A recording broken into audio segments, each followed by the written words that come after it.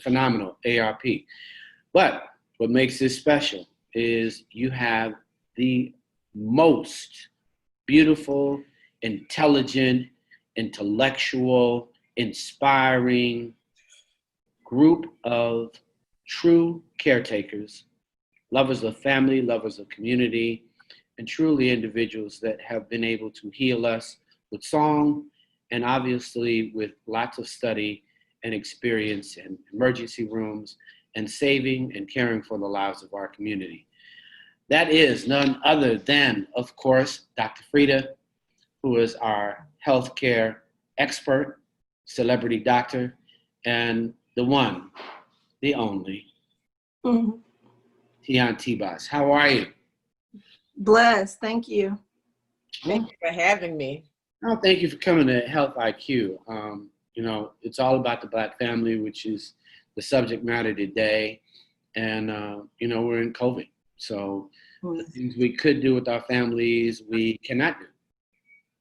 So what are you not doing with your family, Dr. Frida? What am I not doing with my family? Yeah, like are you going to hug all your cousins right now? Are you? My greater family. I'm not doing anything except for giving them Zoom and FaceTime love. On occasion, when I have come in contact, we will do a virtual hug from 6, 8, 10 feet across the way so fast. We have been very, very serious about this COVID. Yes, so we're doing Zoom, FaceTime love. How about you, T-Boss? I'm here with my 2 children and my mom, and we all have pre-existing conditions and suppressed immune systems. So nobody, I love my brother to death, my niece and all of that. And I'm missing my niece grow up, but Auntie just has to wait. So I'm not, when I say nobody can come in my house, nobody. We shot a TV show. I was like, I'll set up my own equipment. Nobody can come here. I acquired some new skills.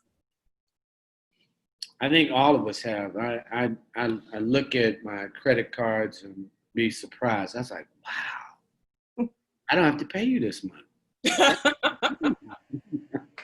I have cooked all day. So I love it. I love it. Are you cooking, Dr. Frida? I am. But speaking of new skills, not only have I learned new skills, I learned that my family has skills, i.e., my children can cook now. They can fold clothes, they can sweep. So that is one silver lining to this pandemic. Learning skills and finding out that your kids really can do a lot more than you've been making them do. But yes, I can cook. Right. And putting my kids to work. I love it. I love it. I love it. So for you, and we'll start with you, Dr. Frida, why is Black family health so important in terms of knowledge for all of us? Black family health is so important because for so many years, especially in this country, we've had health disparities. We've had a huge gap. Blacks are more likely to have high blood pressure, more likely to have diabetes, more likely to have strokes, kidney disease, you name it. Even Black infants are twice as likely to die as white infants. And so it's time for us to take some of our power back, to educate ourselves and to understand these things so that we can live our healthiest, our happiest lives. Well, that's close. You're going to give me some more in a minute. That is so beautiful. I think it's real important that we talk about all of those things that you share, because it's so meaningful to us to know what our family's health and health history is. How about you, T-Boz? You talked about 4 members and everybody has something to consider.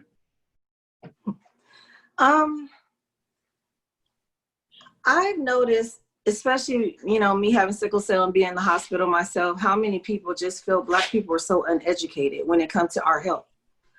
I'm my biggest advocate, and I always, you know, tell people when I do, you know, seminars or, you know, Boys and Girls Club, and, you know, I do a lot of, you know, speaking on health, but a doctor will come in the room. I just turned 50 and he's like, well, you have sickle cell and you have a special kind and blah, blah. I'm like, sir, I could school you more than you can school me on what I have. You know what I'm saying? Because I've done my research. I know my body, and I will stand up for everything. to stay alive, because I can't tell you how many death scares I've had in the hospital from people messing up. So I know what drugs are compatible. I know what milligrams I take. I know what I'm allergic to. Like, you just have to really be on top of your game, or you can die easily in the hospital. That's true. And I like what you said, because a lot of times physicians will walk in and I'm the doctor, you're the patient. Let me tell you what's wrong with you. Yeah. If we listen to our patients, then we can work together and really maximize the treatment. But you have to have the respect, because if your patients sense that you don't respect them, they won't respect you. And then we really won't have any Black family health. So I like that you're your own advocate. But you know, that you said the key word, doctors mostly. That's why I gave you props before we got on here. I told her that I wish doctors thought like her. They don't listen. I'm just trying to get you to listen, because remember years ago, wheat was good. Oh, eat wheat. Now it's like, eat gluten-free. Wheat's not good for you. This isn't good. That's because people over time had experiences, and then we evolved. And every 7 years, our body changes. So you start learning, oh, I'm allergic to this, and this isn't so good. I know 10 years ago it was good, but now we found out it's not, because people had experiences that show that it wasn't good. So things change, times change, people change. Like, so you have to listen. Right. My daughter has lupus, and I was trying to tell the radiologist something. This just happened. And I said, blah, blah, blah. And he said, well, she has lupus. Hers is long-term, not like your sickle cell, 3 days or so.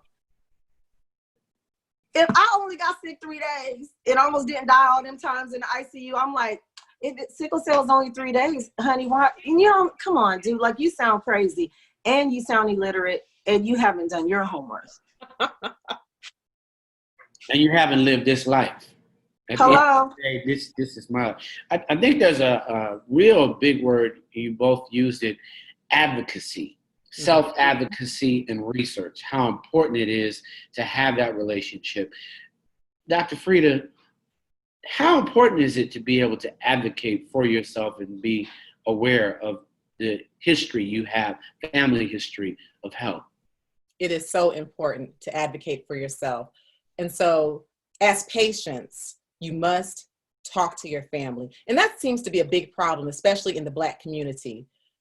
We mind our own business. What happens in this house stays in this house. Don't tell anybody. I have had so many patients who have come to me, and we find out that they have kidney failure, some having to go right on dialysis. I've done biopsies. I find out that the disease is genetic. And one patient in particular, it was only after he got diagnosed with his kidney disease, FSG is what he had, which is very common among Blacks and Hispanics. He found out that his brother had died from the same disease, but his brother's widow told him once he was diagnosed. They never talked about it. And so you must find out your family history. Do you have a prostate cancer history in your family? Do you have breast cancer, diabetes in your family? That way, when you go to the doctor and they walk in with their pads and they're headed towards the door, giving you the body language that your time is up, you can stop them, ask the questions, and demand your time. You show them that you realize that you're important. You realize that your health is a priority.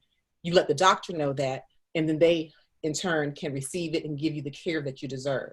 But we have to speak up for ourselves. We have to advocate and educate. So you already have a pre-existing condition, T-Boz. So, and you obviously had experience in and outside of the hospital, truly emergencies. So you're prepared. How do you prepare to advocate? Because when I go with my mom, she seems to have a list, like a laundry list. I'm like, you know, she wants head to toe, and she has some. How do you approach it? Because I know for your, and I'm not just asking you, because when you say children, you've got to advocate for the whole family. Right. I have a twofold answer, because, okay, I'll start with my story. When I was 7, the doctor should have never said this in front of me, because there's some people who don't have people to talk to. They don't have good families. They don't know anything to ask. They've never had this problem. Some weren't born like me. They just got older and got something along the way. So at 7, he told me I would be disabled, I would never have kids, and I would die by the time I'm 30. Now that, if I didn't have a strong mother, could have ruined my life. Because some people put everything into the doctor because they don't know anything else. So whatever he says to them is the gospel. But what I've learned is they practice medicine, and I know my body. So what I've started to do is I take a pen and a paper, because when you're so stressed, no matter what all of us have, AIDS, lupus, hypertension, sickle cell, we all know we have cancer. We all have something foreign in our body that we don't want there. We all want to live, and we all want to stay here. So sometimes you get so stressed out, you can't remember. So I take a pad and I write down all my symptoms. When my mom's dealing with cancer right now, I wrote down every question I can think of, because when you're there, you're so overwhelmed with what the doctor's saying that this is my mom. You know what I'm saying? So I want to know everything, and I may forget. So I write it down. And by the time I get to the doctor, you're the only one who can convey to the doctor what's going on with you. Because we all may have something, like me and my cousin had sickle cell, but what worked for him didn't work for me. So we're not all the same. Genetically, we're different. Our backgrounds, our history's different. So what works for one doesn't work for the other. But nothing's wrong with speaking up. Doctors aren't God. Some of them have the God complex, but they're not. They're still learning too. I think just like we have to go back and get our license and our passports renewed, I feel like some of them doctors need to go back to school and learn some new school stuff, because some of them old school doctors, they just don't listen. They think they know it all, and things have changed. You know what I mean? So you have to speak up. It's okay. It's okay to ask questions. If you don't know, they have the internet. They got Google now. They didn't have that when I was little. You know what I mean? And then I finally, at 28 years old, after being misdiagnosed and told that I wasn't going to have a life. But when that doctor did say that, my mom looked at me and she said it with so much conviction and so fear. She was like, don't listen to what he just said. God has the last say so of your life, but everybody doesn't have a mom like me. So seminars like this, that's why I always say thank you for letting me do this, because people need to hear stories. They need to know, you know, it's okay to ask. It's okay to take up for yourself. It's okay to leave if you don't like his bedside manner. If he doesn't have good bedside manners, that doctor's not for you. Go until you keep finding one. It took me 28 years, but I got me a good one. I call him when my pinky toe hurts. Yeah, that's a real good point you make up. And I just can't believe what you were told when you were 7. And that's the thing. You talk about doctors going back to get licenses renewed. Well, we actually do have to get our licenses renewed. We have CMEs, continuing medical education. We have to go back and get recertified for boards. But when we learn everything, be it surgery, OBGYN, hematology, you can teach a physician medicine. You can teach a physician statistics, but you cannot teach bedside manner. And so I like how you said you went and you searched until you found a doctor that was a match for you. Because it can be a smart doctor, book-wise. Perhaps the doctor who told you whatever she told you at 7 just read something in a book and she felt like she would go and spit out statistics to you. But every patient is not that statistic in a book. And so that's very upsetting that she said that to you. And so I am happy that you have a strong mother. God bless your mother. Can I ask a question? Oh, yes.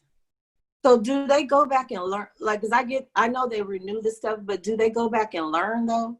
Or is it just that they're not listening? But do they have to go back and learn the new stuff? Or is that a choice?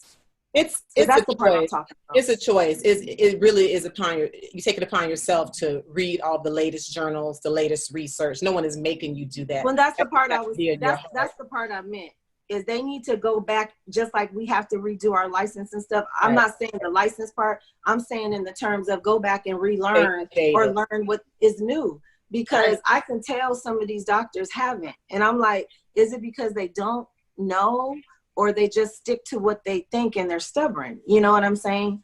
So that's what I meant. I didn't probably say it right, but that's the part I was talking about. Because I get so frustrated, because like my daughter almost passed away. She could have lost her life in January. And the last thing you want to do as a mother is sit there and argue. Right. But these people are over my child's life at the time. I can't just strip her off of all the tubes and stuff, you know. And it's just really hard, you know, dealing with that. And you have all these emotions and stress at the same time. My mom got cancer at the same. It was a lot. I'm not going to lie. And that's why I said I got that notebook and I write everything down, because I was so stressed out I couldn't remember my name for a minute. Like, what's your Tian? No, you know.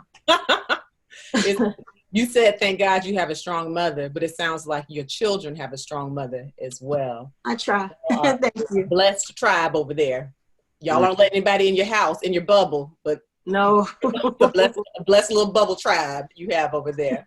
And you know, TNT buys, we don't try. I mean, we don't even use that word here, rolling out. And I know you didn't mean it, so I'm going to tease you about it. But, you know, you mom 24/7, 365, you know, 1,000%, you know, do or die, ride or die with the baby. Thank you. I do. Yes. It ain't a try. You know, that mom tried. She didn't feel like inspired. She got tired and went home, you know. No, I do. You can get me. You got me on that one. Yeah. I do. You ain't trying. You know, mother who tried didn't have emotions. She left the baby, let him give it to somebody else. That was what's happening. Matthew Knowles has joined. How are you, my brother? Good, my brother. We're doing good today. One day at a time. All right. We got Dr. Frida. We got T-Boz. We got Matthew Knowles. We are talking about the importance of Black family health and knowing your family's history. You want to chime in with us? Well, you know, knowing my family's history, my history is I am a BRCA2. I hear a little baby in there somewhere, huh? but I have a BRCA2 mutation, and it's genetics. And as a result of that, I have a higher risk for male chest cancer, prostate cancer, pancreatic cancer, and melanoma. Myself, as most of you know, of July of last year, I was diagnosed with male chest cancer. And as you know, I don't think it's appropriate to use the word for men, breast cancer. So I am a witness myself of genetics, family history, breast cancer, and prostate cancer in my family. Knowing that, though, it caused you to do what? Because you were in stage what when you found out? Well, you know, I was fortunate. I have a little bit more information than most. Most people don't know. 20 years I was in corporate America. I sold zero radiography for breast cancer detection for 10 years. And sold MRI and CT scanners. So I had some knowledge, and that was power for me, as knowledge is power. And so I knew immediately when I had to discharge, I knew immediately that it could be a sign of male chest cancer. And immediately, and I'm emphasizing immediately, went to my physician, requested a mammogram, then got a biopsy, and this is within the same week, and then had surgery for a mastectomy. So I was stage 1A to answer your question. 1A, I'm fortunate that I didn't have to require radiation therapy. I'm very fortunate and blessed that I take a pill a day for the next 5 years. I just literally 3-4 weeks ago had a mammogram and it was negative. I will be getting my MRI of my prostate in the next couple of days or so. So that's where we are right now. Wonderful. That's good. Congrats on that. Yes. Thank you. Oh no, Brother Knowles, I put mine off a month based on COVID, but I told I was definitely going in for my PSA. You know, because for me, it's definitely both the physical and the blood. Most brothers don't just do the blood, but I need a real inspection when it comes to that. Given that my father had stage 4 prostate, so. Well, my grandfather died of prostate cancer, as well as my 3-4 uncles did. So I can relate to prostate cancer, but it's all about early diagnosis. And the earlier the diagnosis, the better the results will end. The later the diagnosis, You get to stage 4, that it might not end as well.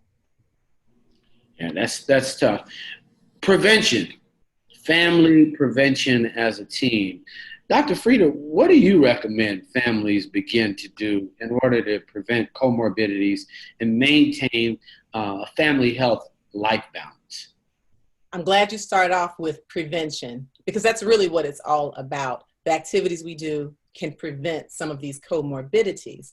So in order for us to prevent comorbidities, we have to move our bodies, right? We have to exercise. We have to eat properly. So that's the comorbidities part. In order for us to have that family life balance, we need to spend time with our families, communicate with our families. So what better way to have the proper balance than to combine them? If you have to do exercises, try to choose exercises that you can do as a family. So going for walks with the family, or in my house, we like to dance. And so we will outright have dance-offs in the living room. I win them, let the record reflect. And yes, I do. My 9-year-old son thinks that he wins, but we'll talk about that. But you're able to have fun, you're having that communication, you're spending family time, and at the end, you've also done the exercise to help to prevent the high blood pressure, prevent the heart disease, help ultimately prevent kidney disease, stroke. So you combine them. And healthy living. If you are raised in a family that eats traditional soul food, yes, traditional soul food, it tends to have high salt or sodium, maybe high fat, pork. It's all in what you're exposed to. But if you expose your children to healthy eating and doing things in moderation, you can have a little bit of everything. You can have some fun, but in moderation. But if you choose cooking as a family activity, which I've been doing, especially during this pandemic, then you can show your children how you can cook collard greens with no meat at all, or perhaps with some turkey. Instead of having all of these desserts with high sugar, you can present strawberries and pineapples and blueberries and talk about the antioxidants, make it a part of your family conversation. So there you have it. You're preventing comorbidities by teaching proper eating habits, and you're also spending time with family and also getting some help cooking. And so you have to be creative to find ways to do both: exercise, eat right, and communicate with your family. T-Boz, you have some secrets over there. Well, you know, I feel music is good for the soul. So, of course, being a singer. But I don't sing my songs. I think I slaughter everybody else's.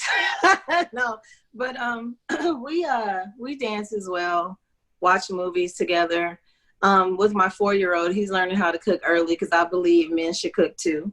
So he helps me, you know, prepare. My mom had a birthday not too long ago, and he helped me cook her brunch. Oh. So it's just cool. And my 19-year-old cooks as well, because I just don't want no lazy children. I just can't. Because one day they have to grow up and be parents too. You know what I'm saying? So I try to get it in early like my mom did. She trained me at 12. It wasn't a question. She's like, you're going to be a wife and a mother. You're going to know how to cook. So that's important in my household, is cooking and, you know, making sure you know how to wash your clothes and all that kind of stuff. So we've been doing all that as a family. My 4-year-old thinks it's a game because I'm like, slam dunk it into the washing machine. You know, I just make it a game. Mm-hmm. But he's helping me at the same time. You know, I think, Brother Knowles, you have a good experience in terms of exercise, diet. What do you recommend for families? Well, you know, for families, I agree with T-Boz. As long as you can exercise together and make it fun, I think that's a great experience. For me, it's my wife and I, and we take walks together. We decided to drive to our San Diego home. Downtown is empty. The hotels are closed. So we have a different experience, that we get to walk on the water, have the breeze in our face. And we do that daily. So it's certainly what we've heard. It's about exercise. It's about diet. It's about, I'm on a diet. I eat my last meal. I finish by 9 p.m. I don't eat until the next day at 12 noon. I'm in my 240s in terms of weight, with the goal to get in my 230s.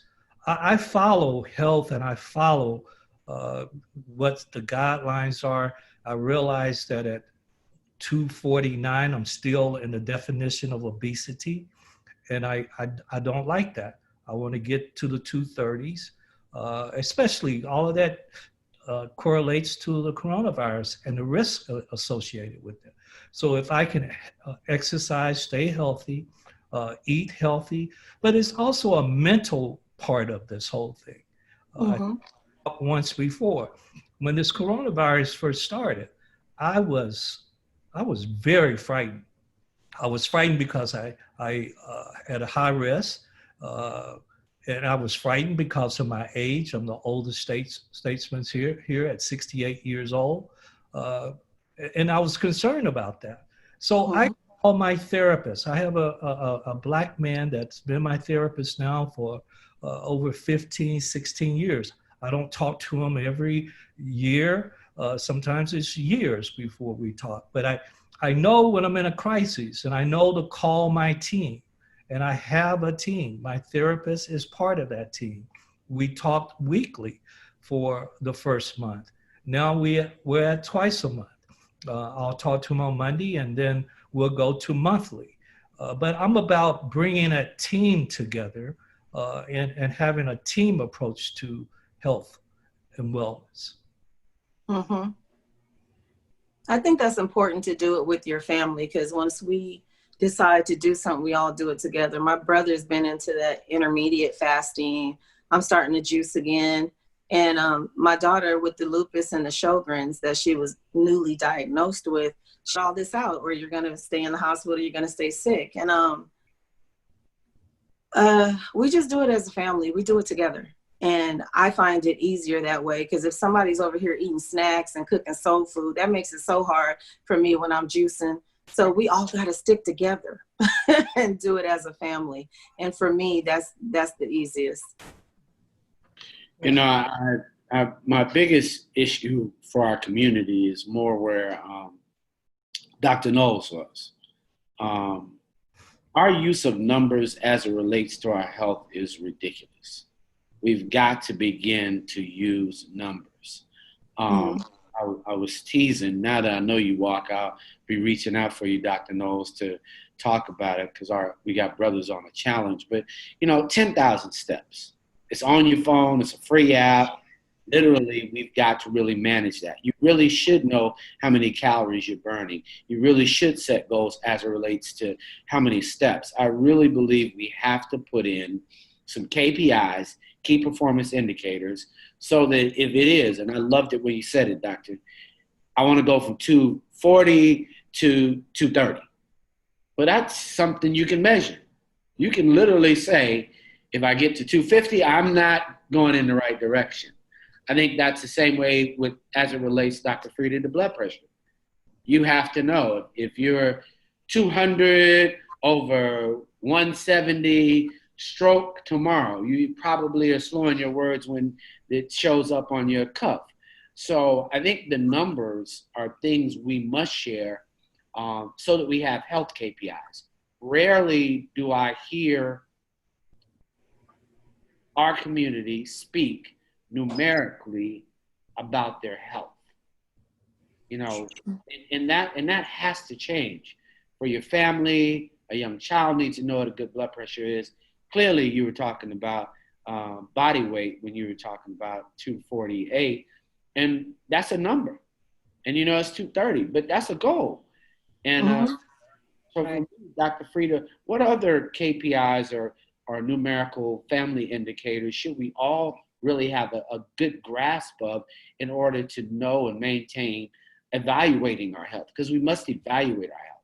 Absolutely. And let me tell you, I love listening to Dr. Knowles and to T-Boz, each of them mentioning things they've gone through, things their families have gone through. And Dr. Knowles, you even use the term like this COVID thing. I have a certain age, I have certain risk factors. And you mentioned the word fear. And that's real. COVID-19 can cause fear.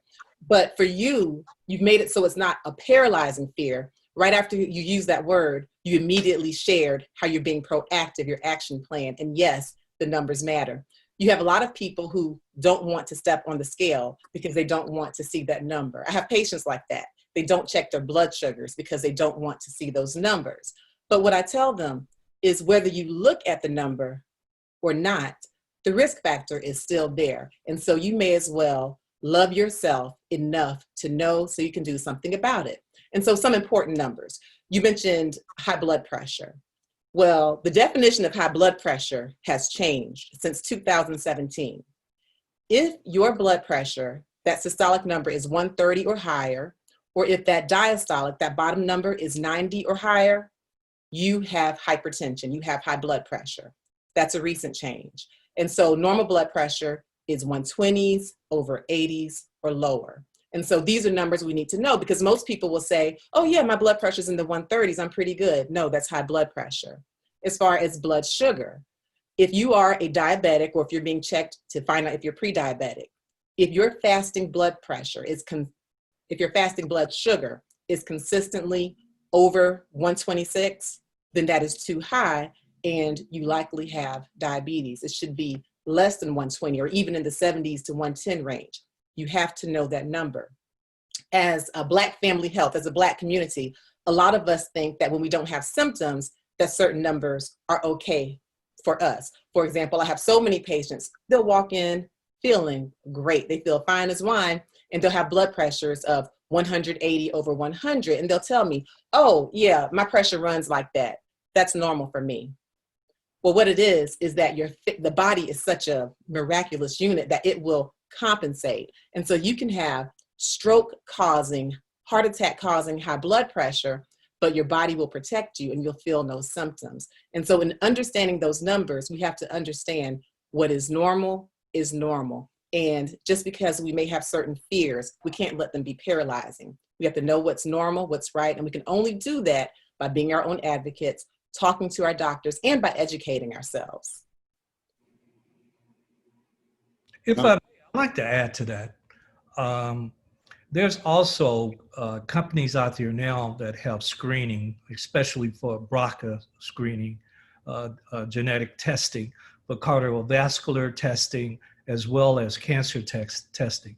I wish that I knew about that years ago, because I certainly would have been ahead of the curve. There's a company called Invitae, so we can give information that will send a kit to you, and you can send it back and talk to doctors and get ahead of it. Every day, I have a routine since the coronavirus. I invested $45. I got one of the temperature guns. I take my temperature every morning. I invested $50 so I can take my oxygen meter a level every day. I know if it's dropped below 75, then I'm gonna call my doctor. Fortunately, it hasn't. It stays around 78, so I'm good. But those are simple $100 investment. We're talking about our life. $100 investment. We'll spend that on a pair of shoes, glass of wine, bottle of wine. We'll spend that in a heartbeat. But we want best in going to the doctor or getting information, pre-screening type of information. Makes no sense to me, because without my health, it's not about my family being number one, because I'll become a liability to my family if I'm unhealthy. So the first and foremost thing in my life is my health, first and foremost. And you really hit it when you said value. We don't invest in what we don't value. And so it's really about us, especially as a Black community, understanding the value and the importance of our health, and again, self-advocating. There have been studies that talk about implicit bias or unconscious bias, specifically in the medical field.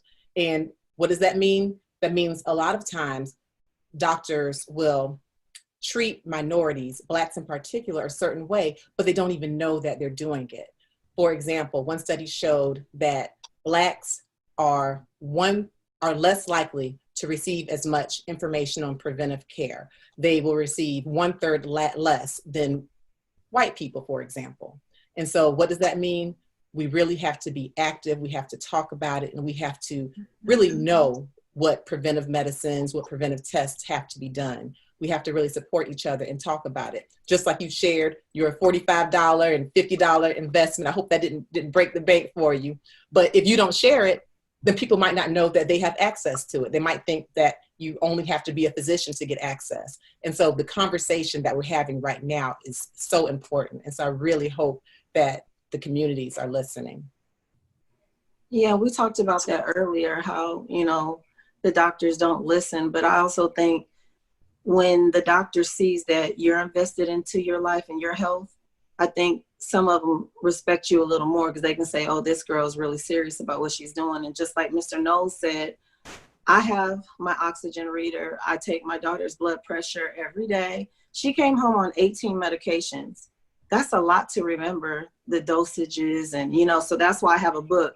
It's like $18 on Amazon to write down everything, all the symptoms, everything you gave your daughter, her blood pressure and all that. Because when you, like I said, you're stressed out sometimes when you're dealing with so much. Like my mom having cancer and my daughter being in the hospital at the same time was a lot for me. So my mind, I was so stressed out, I couldn't remember things, but I would defer back to my book.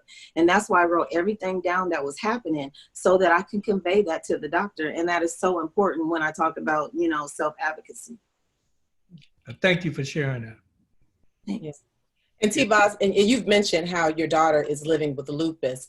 Lupus is something that really affects the communities greatly, especially Blacks, Hispanics. And so I do just want to say a quick word on what lupus is.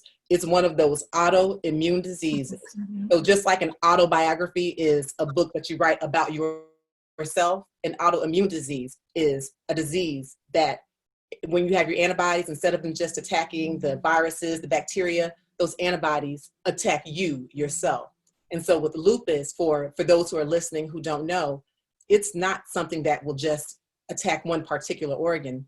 It can attack any and all organs, the joints, the skin, the heart, the kidneys. And T-Boz, I know you know more than anyone just how frustrating that is. And so I want people to really think, if you are someone who's listening and you have a rash that you can't explain, especially like a butterfly rash right around your nose area. If you have these joint pains and, you know, good and well, you didn't do anything to hurt your knee, no reason to have elbow pain, finger pain. If you are having certainly blood in your urine, you can get kidney disease from lupus. If you're having shortness of breath and you're a person who's, you know, pretty young and shaky, you just don't understand why. And if you keep having random symptoms and doctors may be like, oh, you're just stressed out, or, oh, they think you're a little bit of a hypochondriac. Remember what T-Boz is sharing, lupus, and ask your physician to screen you for it. So I'm really happy that you're sharing, because a lot of people don't know it. Lupus is not quite as common as you may think if it hasn't, you know, happened in your family. So I'm really glad that you're sharing and bringing awareness to that today.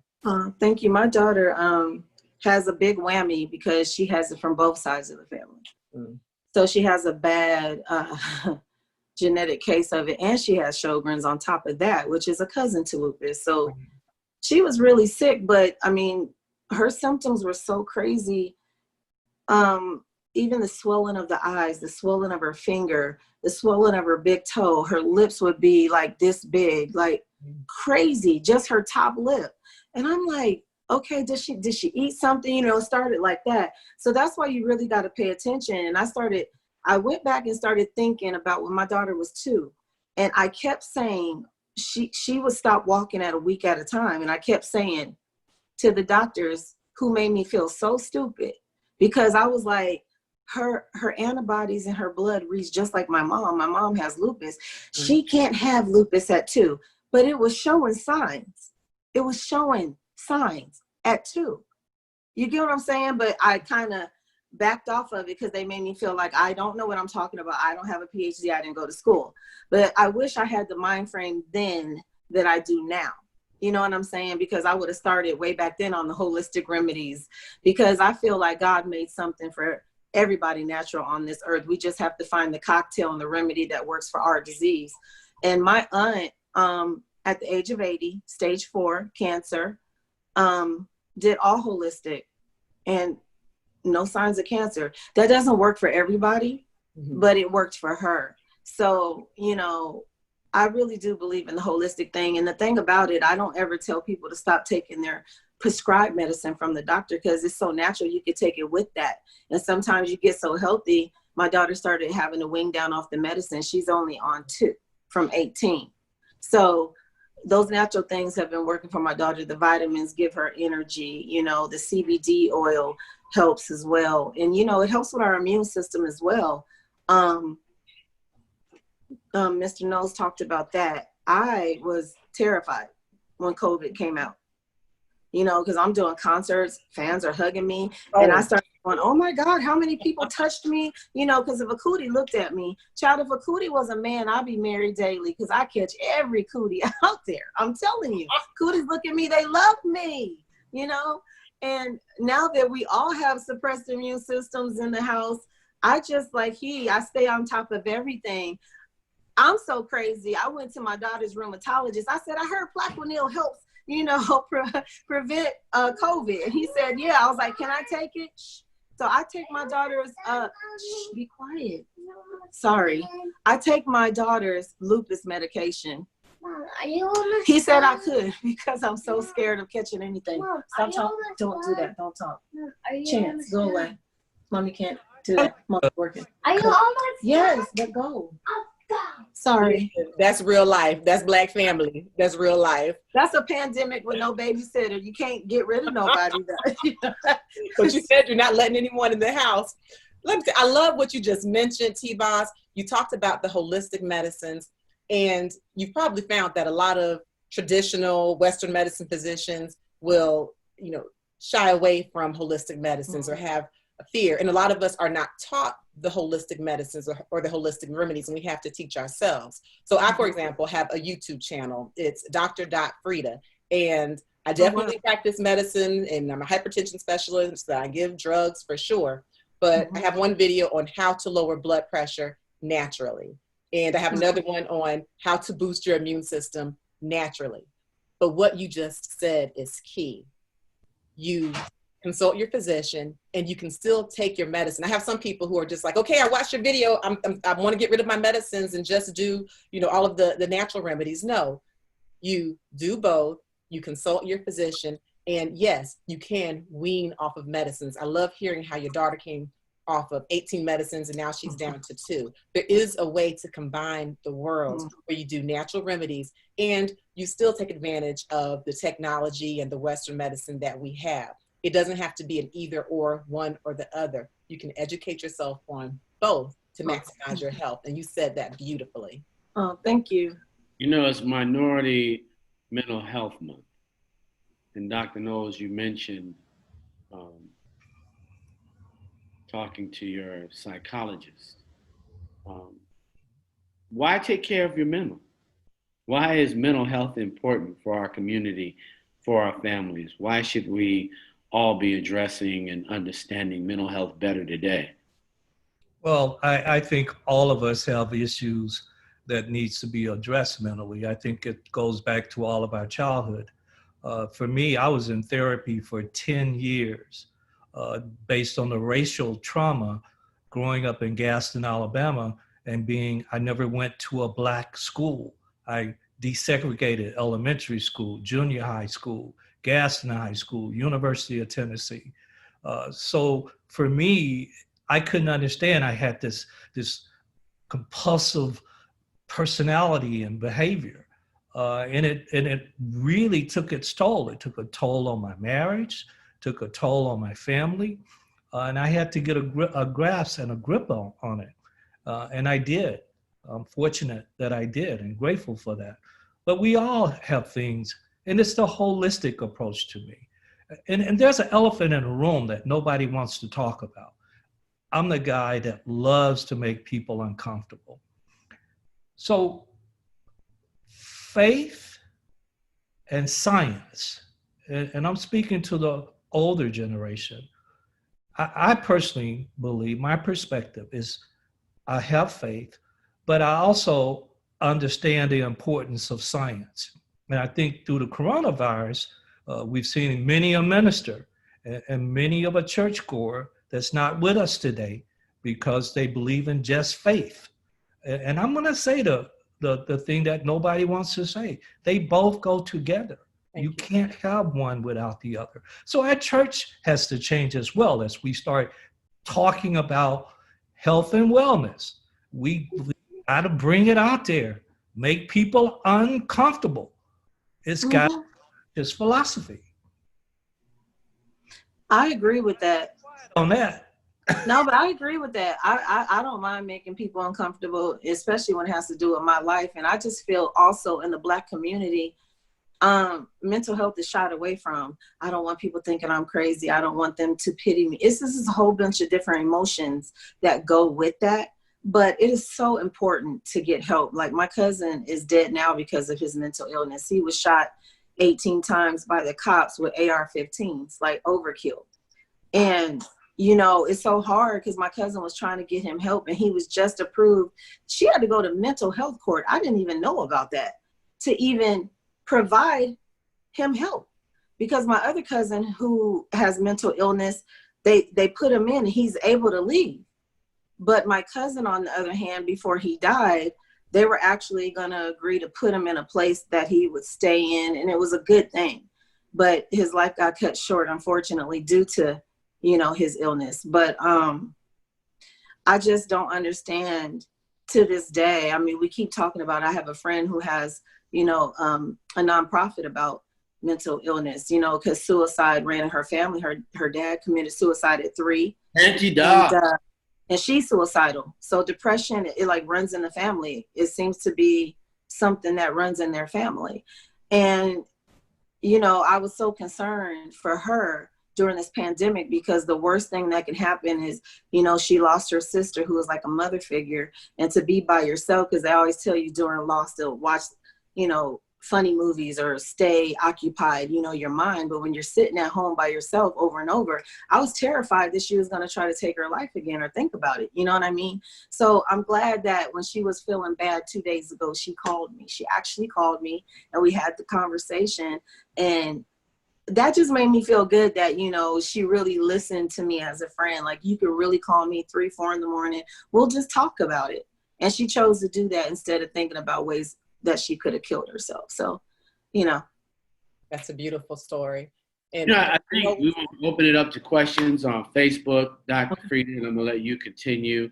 But anybody in the chat, you do have a couple of questions here from people who want to know exactly what sickle cell anemia is, and for Dr. Knowles, why Black men don't go to the doctor.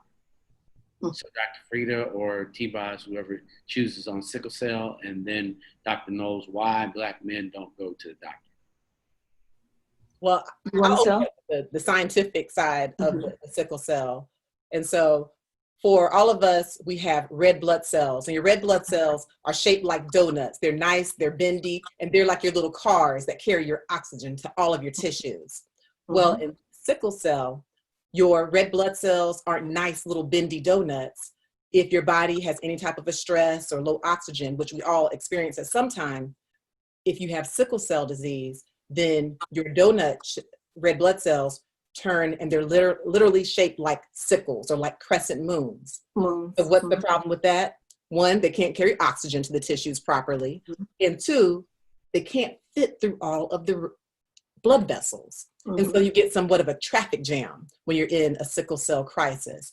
Imagine your red blood cells getting stuck at the tiniest part of your blood vessels. Well, now you have pain at every part. You can get pain all over your body, in your hands, your feet, your knees, and you can have crises. You can have lung crises. You can even infarct or kill off certain parts of your body. You can have, just like you can get a heart attack, you can get a kidney attack where parts of your kidney cells die. You can get a spleen, your organ, the spleen, can be attacked and be gone. And then you're at risk for all types of infection. And so that's just the overview of sickle cell. It is genetic, it is inherited. And so it's important that you know, again, that family history. If you have sickle cell disease in your family, even if you don't have the disease, you may be a carrier or have trait. What does that mean? If you marry or have a child with someone else who has a sickle cell trait, well, you have a great chance of having a baby with sickle cell disease, a 25% chance of a baby with sickle cell disease, and a 50% chance of having a baby with sickle cell trait. So that's back to the education and the advocacy. And T-Boz, who has actually lived it and lives it every day, can tell you much more about what it's like to be the one with sickle cell disease. You did a great job. I mean, that's how usually I explain it. And, you know, a lot of people, when you get your blood taken, they wonder why they look at your hemoglobin. That's the substance that carries the oxygen to your organs. But it is excruciating pain. But one thing I do want to speak to for those who do have sickle cell or don't know what type they have, it's so important to understand the type you have, because I'm a special case. Characteristically, I don't look like I have sickle cell. So they automatically think I'm drug seeking, even though my blood reads that I'm just as sick as everyone else. But in my family, I have SC, which is sickle cell SC, mixed with beta thalassemia. So one of my parents had a thalassemia. So I have sickle thal, which a lot of doctors out in California don't know about. They have a test that only tests you for sickle cell anemia. There's SS and there's SC, and there's sickle thal, you know. So I had my husband check for everything under the sun before I chose to have my daughter Chase, you know, the daughter that the doctor told me I would never have. You know what I'm saying? So like Mr. No said, faith is something I have, and God is, you know, seen me through a lot. But I have lost my spleen. It's infarct. But God blessed me. I didn't even know you can grow a spleen back. It may be the size of a nickel and a quarter, but I grew 2 accessory spleens. And what your spleen does is helps you fight off diseases. Now, I can't fight off big COVID diseases, but I can fight off your common cold, the flu. I don't heal as fast as people because my blood is not that strong. I don't have a working spleen, but my 2 little baby ones, you know, they try to keep me, but now I'm working to keep those accessory spleens, because I've also had an infarction in my lungs. So now I have asthma, meaning oxygen didn't get to my lungs while I'm touring, and out there on the road, getting sick, not taking care of myself. That was pre-T-Boz. Now, you know, taking care of herself, T-Boz knows better, because I have an oxygen concentrator. I do before and after the show. I check my oxygen, my blood pressure. I make sure everything's together. But before then, I didn't know about that. And I lost some tissue to my lungs because the oxygen didn't get to my lungs. And therefore, I have breathing problems now. So you just, you know, like I always tell you, stay on top of your health, be your own advocate, and know about your body. Write it down, because you'll be surprised how often you forget about certain symptoms or something you was feeling. I know when my spleen hurts now, so I can tell the doctor, I know it's my spleen. I went to the hospital. It was like, I said sickle cell. He was like, oh, because most people don't come in saying my organ hurts, you know. Right. How do you know that? Yeah. And, you know, it's hard to breathe. I have sharp pains. I can't even like you breathe every breath I take hurts. I've had the worst crisis in my jaws. You can even get a crisis in your face, your collarbones, the weirdest places. So sickle cell is no joke, and it's an autoimmune disease as well. And honestly, I learned when my daughter was in the hospital how close lupus and sickle cell kind of sound alike, and we ache alike. So that's how I knew how to better take care of my daughter, even before I knew she had lupus, because I kept saying, it sounds like my sickle cell, you know. So I treated her like I would, and it really helped her. And T-Boz, you mentioned excruciating pain. I think people don't really understand just how much pain it is to be in sickle cell. I can't imagine it. I only know what my patients have told me. And I mentioned that because we were talking about it. A lot of times patients with sickle cell disease will go into an emergency room, and because they've lived with the pain for so long, they know which pain medicines work for them. They know which pain medicines don't. But oftentimes physicians will look at them like, oh, you're drug seeking. And that's a part of the health disparity. There have been studies of the unconscious bias in the medical field, which show that if you are Black, then your pain is less likely to be taken seriously, both acute and chronic pain. So I want everyone listening, especially any healthcare providers, remember, try to have that empathy. Put yourself in a sickle cell patient's shoes. Put yourself in T-Boz's shoes. If they are living with pain that makes your jaws hurt, collarbones hurt, most of us don't live with that pain. We, instead of labeling us as drug seekers, have that empathy and give the proper pain medicine while that crisis is going on. And I can explain it like this so they can better understand. I don't know if anybody's ever had, you know, a cut with a knife or, you know, some people may even been stabbed. It feels like somebody took a butcher knife and stabbed me wherever I'm aching, over and over and over, as hard as you can imagine, over again. Then you get, on top of the consistent throbbing, you get these sharp jabs that make you, like you can't even, you know, I've been so sick, I've been delirious to where I didn't know where I was. Like, I was so out of my mind. I wasn't even on medicine, but I was at home and I had gotten so sick before I got to the ER. I didn't know who was talking to me. I didn't know where I was. I was disoriented. Like, that's a lot of pain to get you to not know where you are, you know? And I try to explain it the best way you can. And see, my mom trained me to be calm. So when I go to the hospital, I don't cry, I don't kick. I'm talking to you like I talk now. I go, look, Dilaudid almost stopped my heart. Demerol works. They took that off the market. And I'm a bad person to have sickle cell because drugs don't agree with me. I'm allergic to Percocet, Vicodin, all the drugs. I'm allergic to morphine. I have to take Benadryl with everything. I get hives, I itch. It's crazy. Like, and I can't go home on PO after I wing down off the IV medicine because I don't do good. Then the doctor gave me Nubain. They take it off the market. And now they try have me doing some kind of spray up your nose called Stadol. And it runs down your throat and tastes terrible. So I really, at this time, when I have a crisis, don't have a medication to take. And that's awful because I sit in pain a lot and I take hot baths. I try to take the natural stuff. But when the pain gets too bad, what a lot of people don't understand, it's hard to chase the pain. You got to catch it. Right. You know, chasing pain, you're always going to ache. But if you catch it in time, you know, you can better manage it. And that's what they don't do in the hospital. I've had somebody out here tell me I don't have sickle cell.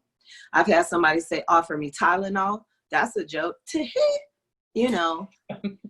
Well, Dr. Knowles, you get the last question. Why don't Black men go to the hospital? Well, first of all, Monson, thank you for inviting me. I know we're about to wrap this up, and thank you, T-Boz, for sharing, and Dr. Fisher. I like the most I took away from you, T-Boz, is your education, that you took the time to get knowledgeable about your disease and your health. But I also took away you understand patient rights, and a lot of us don't understand that. We have rights as patients. The whole doctor is the know-it-all, the doctor is the God. That day has left. That ship has sailed. But to answer your question, you know, we've been conditioned as men to be tough. We work really hard to be the very best, give for our family. But the short version is ego. I want to leave you with a definition that, you know, as a college professor, shout out to Prairie View A&M where I'll be. I'm going to give you a definition you've never heard. Ego is the anesthesia that deadens the pain of stupidity. That's why we don't go to the doctor, because of our ego. So it's our ego. So I want to thank you all for participating. I think family health is so important to us all. I really appreciate the specifics that we all shared about our family histories, how to prevent. I hope the community focuses. Positive thoughts. Everybody gets 30 seconds. Dr. Frieda. Positive thoughts. That is actually one of the best healthy habits. There are 10 healthy habits for a better life and a better you that I actually live by every day. And for any listeners, they can actually download a PDF I have on this from my YouTube channel, Dr. Frieda. And my number one healthy habit, when you wake up in the morning, you have positive self-affirmations. You tell yourself everything that's good about you. You tell yourself everything that went well the day before. And you live it and you believe it. You also do self-care and several other things. But at the end of the day, you have positive self-reflections. The mind, body, and soul have to be positive in order for us to have health. And so my positive thoughts are for everyone to understand the importance of you. Prioritize yourself, prioritize your health. I think, T-Boz, you agree with that? Yes, and my positive is I believe in words. Words are powerful. Even if you don't have the faith or the understanding to believe in what you want, I believe in manifesting the things that I want. If I want to be better, you know, T-Boz, you're going to feel better. Tion, feel better, feel better. Say the things that you want, even if you don't see it at the time, even if you don't have the faith to believe it, even if you just can't imagine it, say it. If that's what you want, say it. Because if you say, I'm sick and I'm tired, you're going to be sick and tired. But if you want to be healthy, you say, you know what, I want to be healthy. I'm going to get better. I am going to heal. Then you most likely will get better if you do the right things. Dr. Knowles? Pray not for a life free from trouble. Pray for triumph over trouble. Mm-hmm. You and I call adversity. God, the universe, calls opportunity. What is your opportunity today? Thank you all for coming to Health IQ. I thank you again, Dr. Knowles, T-Boz, Dr. Frida. We love you here at Rolling Out Health IQ. Families, definitely prioritize your health. Take this moment during this COVID-19 and this pandemic to realign, reassess, and reevaluate your health as a family. I'm Untitled Steve, and we are out of here on Health IQ, sponsored by AARP. Thank you. Thank you. Thanks, everybody. Thanks. All right, Dr. Frida, I'm going to have to come see you. Dr. Knowles, we got to do it again. We got to do on this back to school thing. All right. Oh, I have a lot to say about that. Yeah. I'll call you, Doc. Please do. Please do. All right. Thank you, everybody. Yes, thank you. It was so good meeting y'all, talking to y'all. This is really good. All right. Thank you.